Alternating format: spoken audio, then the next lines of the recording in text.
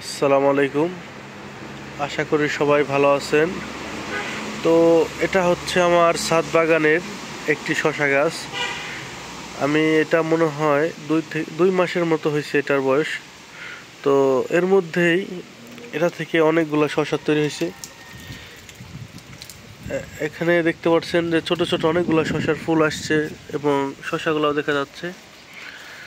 আর দেখেন অনেকগুলাই শসা হয়েছে। এটা আমার ছাদ বাগান বলা চলে। আমি নতুন করে ট্রাই করতেছি, যেহেতু আমি অতটা এক্সপার্ট না, নতুন করে আমার ট্রাই। দেখেন চমৎকার একটা বিষয়, এখানে একটা শসা এত বড় হয়েছে এটা কল্পনাও করতে পারিনি। এটা খুবই আমার কাছে খুবই আনন্দদায়ক মনে হচ্ছে। দেখতেই পাচ্ছেন কত বড় হয়েছে শসাটা। তো আমি এখন এই শসাটা কাটবো, আর বাকিগুলো এখনো ছোট ছোট আছে, এগুলা বড় হয়ে যাবে দ্রুতই।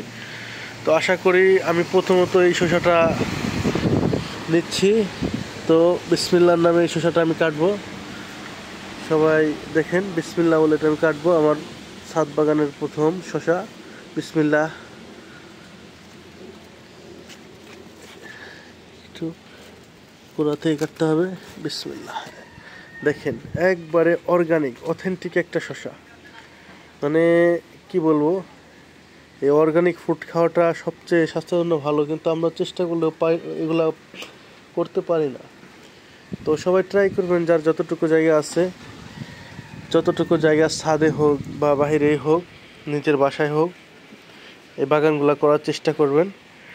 তো আজকে এটুকুই। সবাই ভালো থাকবেন, আমার জন্য দোয়া করবেন। আসসালামু আলাইকুম।